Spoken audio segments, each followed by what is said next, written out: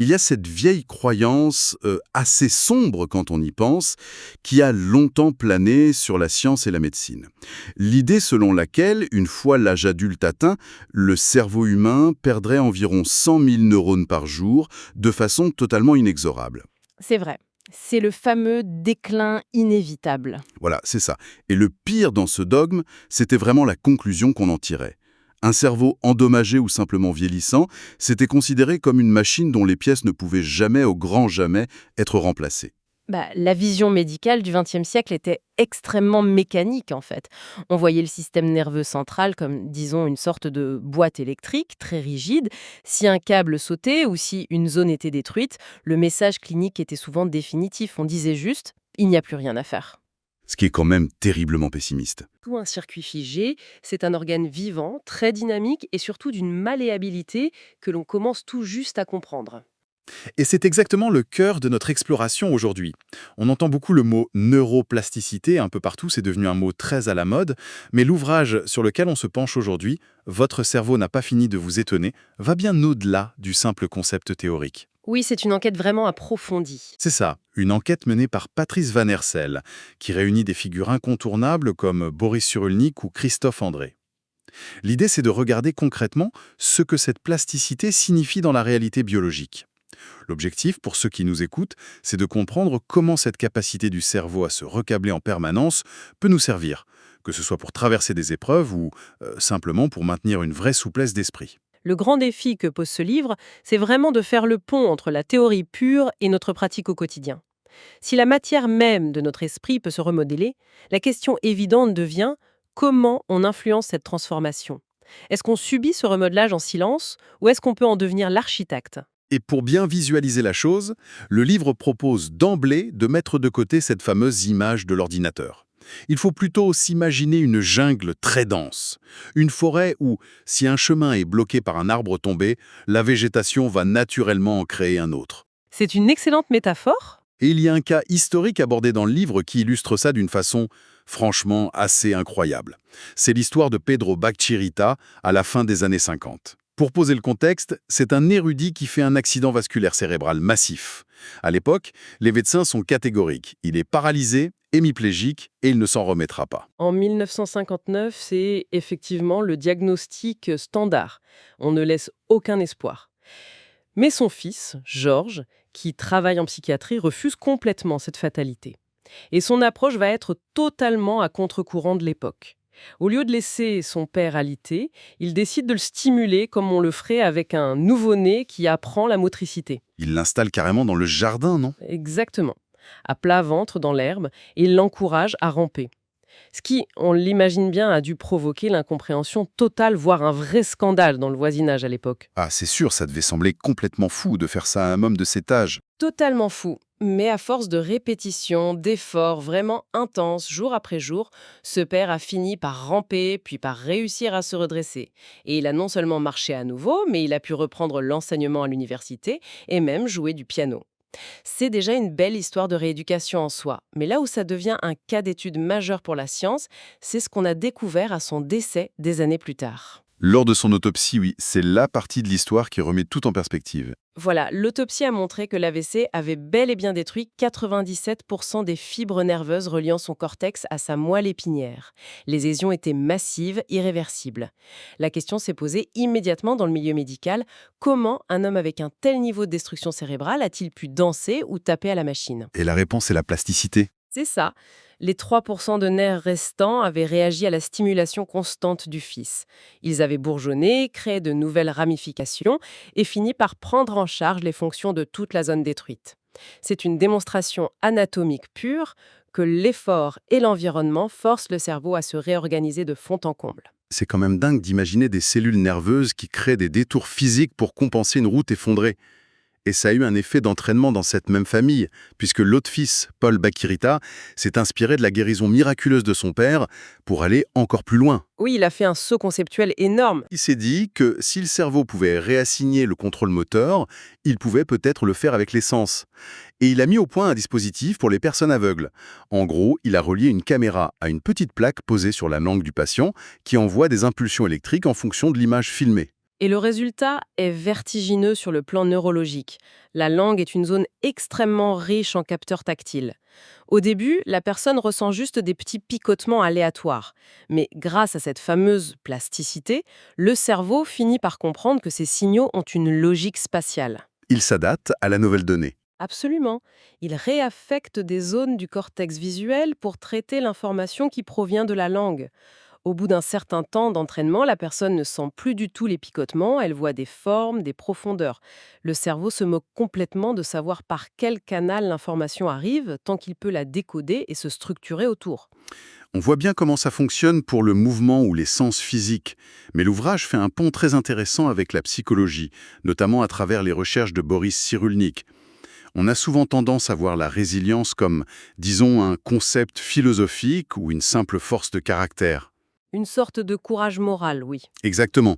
Sauf que Cyrulnik montre que c'est une réalité très concrète, biologique, dans notre boîte crânienne. C'est un aspect fondamental de la neuroplasticité. La structure de notre cerveau ne répond pas qu'au mouvement physique, elle est sculptée par notre environnement affectif. Cyrulnik a beaucoup étudié le développement cérébral des enfants, notamment ceux placés dans des orphelinats roumains dans les années 90. Des conditions tragiques, oui. Très dur, ils étaient laissés dans un isolement affectif presque total. Et ce qu'on observe sur les scanners de ces enfants, c'est que l'absence de lien social et d'affection crée un stress chronique terrible. Ce stress libère en permanence une hormone appelée le cortisol. Et le cortisol à haute dose, ça devient toxique pour le cerveau, c'est bien ça, hein. C'est tout à fait ça. Le cortisol est utile pour fuir un danger immédiat, mais quand il inonde le cerveau en continu à cause d'un environnement insécurisant, il agit vraiment comme un acide. Il attaque littéralement certaines zones, en particulier le système limbique qui gère nos émotions et l'amygdale. Donc, le cerveau rétrécit en quelque sorte. On observe une véritable atrophie, une perte de volume physique de ces régions. Le manque d'interaction abîme le tissu cérébral lui-même. Mais heureusement, le principe de plasticité s'applique aussi dans le sens inverse. Le livre souligne que dès qu'on sort ses enfants de ce milieu toxique et qu'on les place dans des familles d'accueil aimantes, avec une vraie sécurité affective, le cerveau réagit à nouveau. C'est là qu'on observe le phénomène de neurogenèse, la création de nouveaux neurones et surtout la repousse des connexions synaptiques. Dès que le cerveau se sent en sécurité, le taux de cortisol chute et les zones atrophiées recommencent à se développer. C'est fascinant. Oui, les dendrites, qui sont comme les branches des neurones, repoussent et recréent du réseau. Cyrulnik utilise souvent cette belle métaphore de la nature qui reprend ses droits après une longue sécheresse, à la seule condition qu'on ramène l'eau, c'est-à-dire le lien humain. Le lien humain comme moteur biologique. Ça nous amène directement à une autre dimension centrale abordée dans le livre. Le fait que notre cerveau n'est pas du tout fait pour fonctionner tout seul. Il y a une découverte scientifique majeure des années 90 qui illustre ça. Et ça s'est passé de manière assez inattendue, oui. Dans un laboratoire, en Italie, à Parme. L'équipe du chercheur Giacomo Rizzolatti travaillait sur la motricité des macaques. Oui, c'est l'une des découvertes les plus fortuites et vraiment les plus importantes des neurosciences modernes. L'équipe étudiait quelles zones du cerveau s'allumaient quand le singe faisait un mouvement précis, comme attraper une cacahuète. Le truc classique en laboratoire. Voilà, ils avaient placé des électrodes sur le cortex du macaque. Et un jour, pendant une pause, le singe est assis, parfaitement immobile. Un des chercheurs, qui est dans le champ de vision du singe, tend le bras et attrape un objet sur la table. Et là, surprise générale sur les écrans de contrôle. Le cerveau du singe réagit fortement. Et pas n'importe quelle zone du cerveau. Ce sont les zones motrices du singe qui se sont activées exactement de la même manière que s'il avait lui-même tendu le bras, alors qu'il n'avait pas bougé d'un millimètre. C'est ce qui a conduit à l'identification des neurones miroirs. Rizzolatti a compris que l'observation d'une action chez l'autre déclenche dans notre propre cerveau une simulation invisible de cette même action.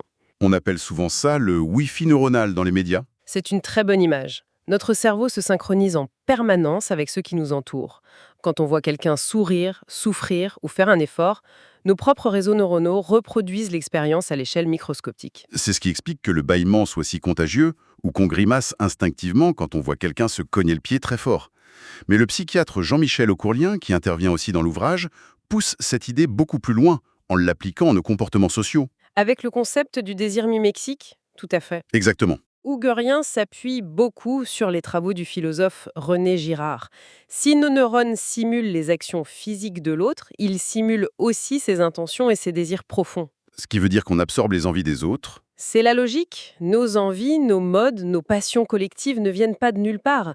Si on veut tous le même modèle de smartphone ou si on ressent une ferveur identique dans un stade de foot, c'est parce que notre biologie est conçue pour imiter. C'est ce qui permet de créer une culture commune, d'apprendre par imitation depuis l'enfance. L'humain est fondamentalement neurosocial. Mais bon, ce système a aussi sa part d'ombre, forcément. Si l'empathie est mécanique et biologique, qu'est-ce qui se passe quand des êtres humains commettent des atrocités les uns envers les autres? Comment ce beau système miroir peut-il coexister avec la violence extrême? C'est une question cruciale abordée par ces chercheurs. Le système des neurones miroirs a une condition sine qua non de fonctionnement. Il faut reconnaître l'autre comme un semblable. Ah, la nuance est là. Oui, si, par un conditionnement culturel, idéologique ou de la propagande, on commence à déshumaniser un groupe de personnes, à les considérer comme inférieures ou nuisibles, le cerveau désactive littéralement l'empathie. Il coupe le Wi-Fi neuronal. Exactement. Les neurones miroirs ne s'allument plus pour eux. C'est ce qui explique biologiquement que des personnes par ailleurs tout à fait normales puissent ignorer la souffrance d'autrui ou participer aux pires horreurs. La perception qu'on a de l'autre pilote directement notre biologie de l'empathie. C'est assez troublant de voir à quel point nos comportements les plus nobles et les plus destructeurs reposent sur ces mêmes mécanismes d'imitation. Mais en explorant tout ça, il y a une donnée, un chiffre très précis dans le livre qui m'a vraiment fait m'arrêter. Je crois deviner de quel chiffre il s'agit. Quand on parle de toutes ces décisions, de nos pensées conscientes, de nos élans d'empathie, tout ce qu'on considère être nous au final, notre activité mentale consciente ne représente qu'environ 1% de l'énergie consommée par notre cerveau. C'est la fameuse statistique qui remet notre ego à sa place. C'est fou, hein? 1% seulement, hein? Et oui, le cerveau pèse environ 2% du poids du corps, mais consomme 20% de notre énergie globale. Et sur cette énorme consommation énergétique, notre conscience claire n'en utilise qu'une fraction infime. La vraie question pour les chercheurs, comme le professeur Bernard Mazoyer qui en parle très bien dans l'enquête, c'est de savoir où va le reste de l'énergie. Que font les 99% restants? Voilà. Et la réponse à ça, c'est ce qu'ils appellent le réseau du mode par défaut. Et qu'est-ce que c'est exactement? Pendant très longtemps, on pensait que quand on ne faisait rien de particulier, quand on rêvassait dans le train ou qu'on dormait, le cerveau se mettait en veille. C'est complètement faux. Il bascule sur ce fameux réseau par défaut qui est une machinerie colossale tournant en arrière-plan. Le back-office de notre esprit. C'est une excellente comparaison. Pendant qu'on est concentré sur une tâche précise avec notre petit 1%, les 99% autres trient les millions d'informations reçues dans la journée. Ce réseau consolide la mémoire, décide quelles synapses renforcer ou éliminer, répare les dommages cellulaires et maintient ce sentiment continu d'identité. C'est un travail titanesque qui se fait totalement à notre insu. Mais ça soulève une vraie problématique pratique pour n'importe qui. Si 99% de l'activité de notre cerveau se fait en dehors de notre contrôle conscient, est-ce qu'on est juste les passagers de cette machine? Comment on fait pour avoir une vraie influence sur ce réseau par défaut, pour s'assurer qu'il nous tire vers le haut et pas vers l'anxiété chronique? C'est là toute l'intervention du psychiatre Christophe André dans l'ouvrage. Il est très pragmatique là-dessus, on ne modifie pas l'architecture de son cerveau avec des simples intentions passagères ou de vœux pieux. Ça demande un peu plus d'huile de coude. Oui, il faut utiliser les mêmes principes que pour Pedro Bachirita. L'effort, la régularité et l'émotion. Christophe André parle beaucoup de la méditation de pleine conscience, qu'il a d'ailleurs largement introduite dans le milieu hospitalier en France, mais il insiste lourdement sur le fait que ce n'est pas de la simple relaxation. Ce n'est pas juste prendre un bain chaud avec des bougies et écouter de la musique douce. Pas du tout. C'est un entraînement cognitif très exigeant. Quand on s'assoit pour méditer et qu'on fixe son attention sur l'instant présent, la respiration par exemple, le cerveau a naturellement tendance à fuir. Il veut retourner dans ses ruminations ou ses anticipations anxieuses, qui sont souvent des autoroutes neuronales très bien établies. C'est le réseau par défaut qui reprend le dessus. Exactement. Et le fait de s'en rendre compte et de ramener son attention encore et encore, c'est comme soulever un poids à la salle de sport. Chaque retour au calme physique crée de nouvelles connexions dans le cortex préfrontal, qui vient ensuite apaiser l'amygdale dont on parlait tout à l'heure par rapport au stress. Avec le temps, on épaissit physiquement la zone du cerveau capable de réguler les émotions. Il aborde aussi cette notion formidable de sécurité apprise, qui est très accessible au quotidien. L'idée que quand on vit un moment de joie, même un truc très simple, on a tout intérêt à s'y arrêter consciemment pendant quelques secondes. Oui, de s'en imprégner. Plutôt que de laisser le moment glisser et passer à autre chose, on le savoure, on observe ce que ça fait dans le corps. Selon lui, cette attention volontaire grave l'expérience dans nos réseaux neuronaux et crée une sorte de banque de résilience pour l'avenir. Le comportement modifie la structure, c'est vraiment le grand message. Et on trouve dans le livre une anecdote clinique assez révélatrice à ce sujet, concernant un cardiologue américain des années 60, Mayer Friedman. Ah oui, l'histoire des chaises dans sa salle d'attente. C'est une observation presque comique au départ, qui a mené à une découverte très sérieuse. Friedman avait remarqué un détail étonnant chez lui. Les fauteuils de sa salle d'attente étaient complètement usés, mais uniquement sur le bord extrême de l'assise. Les accoudoirs, eux, étaient intacts. C'est un détail fascinant de l'histoire de la médecine. Ces patients, qui venaient pour des problèmes cardiaques, étaient dans un tel état de stress et d'urgence permanente qu'ils ne s'asseyaient jamais au fond du fauteuil. Ils étaient littéralement sur le qui-vive, prêts à bondir à tout moment. Et c'est ce qui a permis de définir ce qu'on appelle aujourd'hui le comportement de type A. Ce sont des personnalités extrêmement compétitives, toujours pressées et très sujettes aux maladies cardiovasculaires. Mais le plus intéressant dans cette histoire, c'est que le docteur Friedman lui-même correspondait parfaitement à ce profil. C'est un peu le cordonnier mal chaussé. Oui, il a fait plusieurs infarctus d'ailleurs, et pour sauver sa propre vie, il a compris qu'il devait recabler son cerveau de façon radicale, non pas par des médicaments, mais par son propre comportement. Et sa méthode pour ralentir, c'était de s'imposer la lecture de l'œuvre intégrale de Marcel Proust, À la recherche du temps perdu. C'est un rythme de lecture qui oblige à la lenteur, à la contemplation des petits détails. Il s'est forcé à s'asseoir au fond du fauteuil, métaphoriquement. Et ça a marché de manière spectaculaire, puisqu'il a vécu jusqu'à un âge très avancé. C'est une preuve magnifique qu'on peut freiner l'usure de notre corps en modifiant nos habitudes mentales. L'ancien chirurgien Thierry Janssen apporte d'ailleurs un complément parfait à cette approche. Pour lui, si on veut conserver une neuroplasticité optimale tout au long de la vie, il faut cultiver 3 éléments essentiels: la curiosité, la fluidité et la cohérence intime. Notre cerveau se sclérose très vite quand il évolue dans un monde trop prévisible et routinier. C'est ça. Et Janssen recommande des pratiques comme la tenue d'un journal intime, mais avec un but bien précis. Il ne s'agit pas de faire la liste de ses courses ou de raconter sa journée factuellement, c'est vraiment un outil d'introspection pour bousculer ses propres certitudes. C'est le point clé de sa démarche. Les certitudes trop ancrées sont l'ennemi juré de la plasticité. Quand on est convaincu d'avoir toujours raison, on emprunte sans cesse les mêmes sentiers neuronaux qui finissent par se calcifier. On tourne en rond dans sa propre tête. En tenant un journal pour se demander activement pourquoi est-ce que j'ai réagi comme ça face à telle remarque, ou est-ce qu'une autre perspective est possible sur ce conflit, ça force le cerveau à créer de nouveaux embranchements. S'émerveiller, chercher l'inconnu, douter sainement, c'est ce qui maintient tout le réseau dynamique et jeune. Quand on rassemble toutes ces perspectives, de la rééducation physique incroyable de Bachirita à la méditation de Christophe André, en passant par l'empathie sociale d'Ougourlian, l'exploration de ce livre dégage vraiment un souffle très optimiste. C'est une vision profondément libératrice de la condition humaine. Ce que toutes ces recherches convergentes nous disent, c'est que nous ne sommes pas les prisonniers d'une génétique immuable. Nous ne sommes pas non plus condamnés par un déterminisme absolu lié à notre enfance ou à des traumatismes passés. Le cerveau n'est pas une fatalité. Non, bien sûr. Le passé laisse des traces biologiques évidentes. Mais l'Homo sapiens possède ce potentiel unique de devenir le propre sculpteur de son cerveau. Et ça, grâce à l'environnement qu'il choisit, aux efforts qu'il déploie et aux relations qu'il nourrit jour après jour. Pourtant, au fil de ces explications fascinantes sur les rouages de notre esprit, on finit par buter sur un mystère que le livre soulève et qui honnêtement donne un peu le vertige. On comprend comment le cerveau se transforme, mais il reste la question ultime. Quelle est la véritable nature de la conscience qui observe ces transformations? C'est la grande frontière de la neurologie.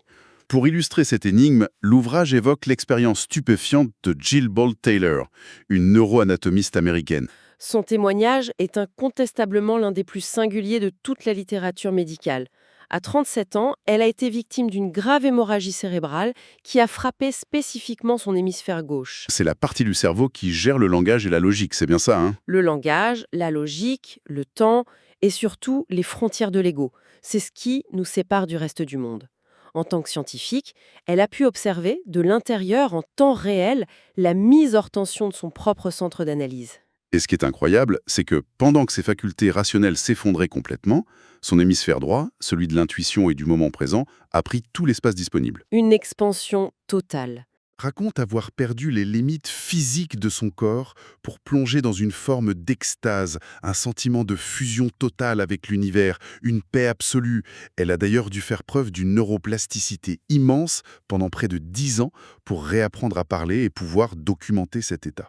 Et c'est ce témoignage précis qui vient bousculer nos certitudes purement matérielles. L'expérience de Jill Bolte Taylor pose une hypothèse très audacieuse. Généralement, on considère que le cerveau est le générateur exclusif de la conscience, un peu comme une usine produit de l'électricité. C'est le modèle standard. Mais face à des états de conscience aussi expansifs lors de lésions graves, certains chercheurs en viennent à utiliser une autre métaphore, fascinante. L'idée que le cerveau ne serait pas un générateur, mais un récepteur. Un récepteur ultra complexe, oui. Une sorte de poste de radio organique très sophistiqué. La conscience, dans cette hypothèse, serait une réalité beaucoup plus vaste qui nous entoure, et notre cerveau aurait pour fonction de capter et de filtrer une fréquence très spécifique de cette réalité, simplement pour nous permettre de survivre au quotidien. Donc si la station hémisphère gauche tombe en panne, le cerveau capte soudain une toute autre fréquence, beaucoup plus large et interconnectée. C'est exactement l'idée. Ça rejoint des intuitions qu'on retrouve dans beaucoup de traditions philosophiques ou spirituelles anciennes, mais abordées ici par le prisme rigoureux de la neurologie moderne. C'est une réflexion parfaite pour garder l'esprit ouvert et curieux. Tout ce qu'on a évoqué aujourd'hui montre bien que comprendre notre cerveau, ce n'est pas juste analyser une machine complexe, c'est reprendre le pouvoir sur notre façon d'interagir avec le monde. Il y a énormément d'autres pistes et de conseils concrets dans « Votre cerveau n'a pas fini de vous étonner ». C'est une lecture qui donne profondément envie de repenser son quotidien et la meilleure façon d'en saisir toute la richesse, c'est de s'y plonger directement. Une chose est sûre, pour tous ceux qui s'y intéressent, l'exploration de notre propre potentiel biologique ne fait que commencer.